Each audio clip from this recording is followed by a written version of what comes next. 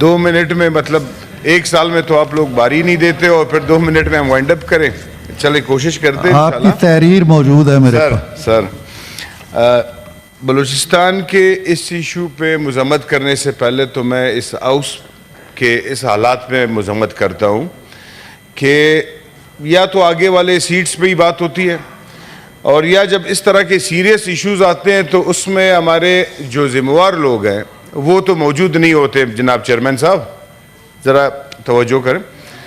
اور اس میں ہمیں ان کی توجہ بھی میرے خیال سے نہیں چاہیے کیونکہ یہ ایشو بلوچستان کا ہے اور بلوچستان ان کے اصول میں یا ان کے قبضے میں ہے نہیں. بلوچستان پچھلے جب سے پاکستان بنا ہے یہ کسی اور کے ہاتھ میں ہے. وہاں کے تمام تر فیصلے کوئی اور کرتے ہیں. بلوچستان میں ایسے ایک دن میں 200 لوگ بھی شہید ہوئے ہیں ایک بم بلاسٹ میں ہزارہ برادری کے. اس پہ کبھی کچھ نہیں ہوا. یہ جو حالات ہم بتا رہے ہیں کہ آج یہ ہوا ہے ہم کس سے پوچھیں؟ ہمیں تو وہی ذمہ وار لوگوں کو بلانا چاہیے جو اس وقت بلوچستان پہ قابض ہے اور وہ چلا رہے ہیں.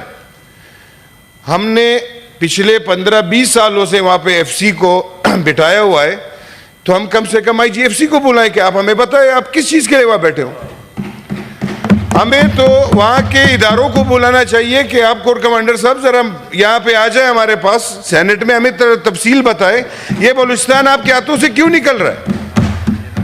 ہم نے بار بار اس چیز کی نشاندہی کی کہ وہاں پہ ہمارے سرکاری لوگ صرف پیسے وصول کر رہے ہیں. ہر ایک پوسٹ کا ایک پیسہ وصول ہو رہا ہے. کسی کو سیکیورٹی کی طرف دیکھنے کا ٹائم ہی نہیں ہے سر. اور یہ آج دوبارہ یہ بات دہرائی گئی ہے. ایک وقت پہ مشرف نے کہا تھا کہ میں وہاں سے ایڈ کروں گا مفتی کو. تو آج جو رو رہے ہو نا یہ اس پوائنٹ تھا. آج یہ کہہ رہے ہیں کہ ہم ایک SHO کی مار ہے. بھائی SHO کو چھوڑ دے اپنے بختربند گاڑیاں تو کچے کے ڈاکوؤں سے لائے.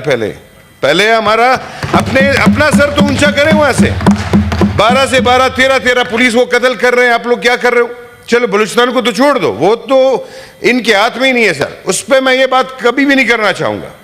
اگر آپ آج بھی توہین کر رہے ہیں ان لاشوں کی جو 26 اگست کو شہید ہوئے یہ 2-4 دن سے جو یہ چل رہا ہے اجلاس یہ اس کی توہین ہے.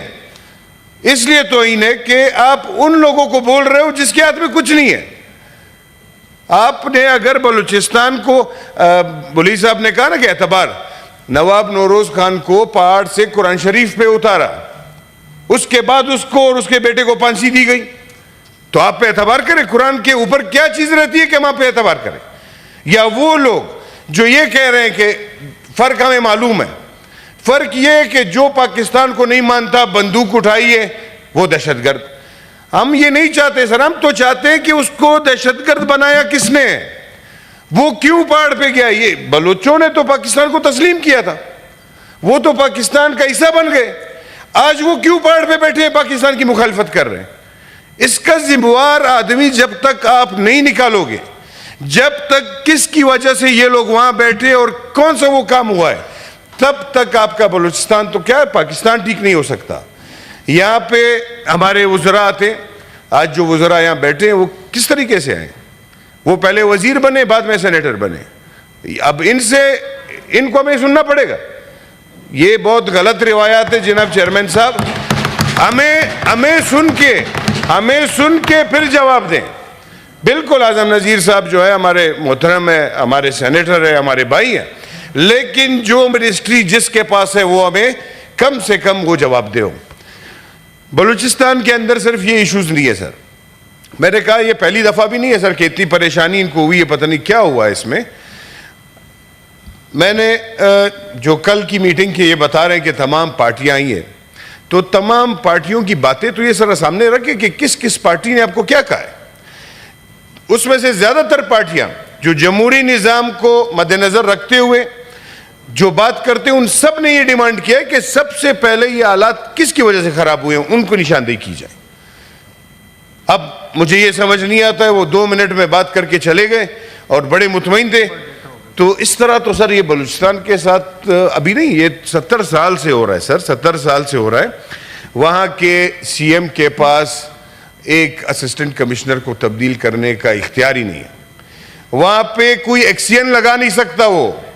اور یہاں پہ ہمارے بہت سارے لوگ خوش ہیں, وہاں پہ پتہ نہیں کس پارٹی کی گورنمنٹ. کچھ نہیں, بلوچستان میں آج تک کسی کی گورنمنٹ نہیں ہے سر, وہاں پہ بہت بڑے لوگوں کی گورنمنٹ ہے. اور انہی لوگوں کو میں یہاں بلانا چاہتا ہوں کہ آپ کے تسلسل سے میرے سارے دوستوں کے, کہ وہ آئے, آئی جی ایف سی آئے, کور کمانڈر صاحب آئے یہاں پہ, ہمیں ذرا بتائیں بلوچستان کے بارے میں. اگر اس طرح آپ چلائیں گے, یا تو ایف سی کو وڈرا کریں, چھوڑ دیں, بس یہی آپ کہہ رہے ہیں کہ بالکل وہاں پہ پارٹی چلا رہے, تو پھر پارٹی کو چھوڑ, پھر ایف سی کی ضرورت وہاں نہیں پڑتی. یہ میں نے پچھلے اپنی کمیٹی انٹیریئر میں بھی بولا ہے سر, کہ آپ یہاں سے ڈیرہ اسماعیل خان کے راستے سے بلوچستان جب جاتے ہیں نا سر, 5-6 بجے کے بعد سر آپ کا کوئی سرکاری افسر موجود نہیں ہوتا راستے پہ. چیتا شوز پہنے ہوتے ہیں لوگوں نے وائٹ کلر کے, قمیص شلوار میں. اب یہ نشاندہی پر یہ بیٹھے ہوتے تو ہمیں بتاتے کہ یہ کون ہے. سادہ وردی میں پتہ نہیں انہوں نے کس کو لگایا ہوا ہے ڈیوٹی پہ. 5 بجے کے بعد پھر یہ پورا راستہ بلوچستان تک حوالہ کیا جاتا ہے ان کو. پھر صبح 6 بجے نماز کے بعد پھر واپس ہمیں وردیوں میں پولیس والے مل جاتے. اب یہ نہیں پتا کہ دن کو وہ وردی میں ہوتے ہیں, رات کو یہ سادہ لباس میں ہوتے ہیں, کیا ہوتا. تو ان سب چیزوں کے بارے میں ہمیں کون بتائے گا جناب, ہمیں کون بتائے گا اس چیز کا. لیڈر آف دی ہاؤس بیٹھے, ہمیں تو اس پہ بھی وہ کرتے ہیں کہ بھائی لیڈر آف دی ہاؤس کے ساتھ 3-4 ذمہ داریاں ہیں. تو ہم تو یہ چاہتے تھے کہ ہمارے پاس ایک لیڈر آف دی ہاؤس ایسا بندہ ہو کہ اس کا آفس کھلا ہو, وہ موجود ہو. ہمارے 10,000 مسئلے ہوتے ہیں, ہم جا کے ان کے آفس میں بیٹھے بات کریں ان سے.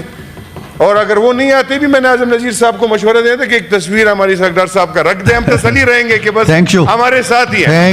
تھینک یو عمر فاروق صاحب. جی سینیٹر ضمیر گھمرو صاحب. Mr. Chairman,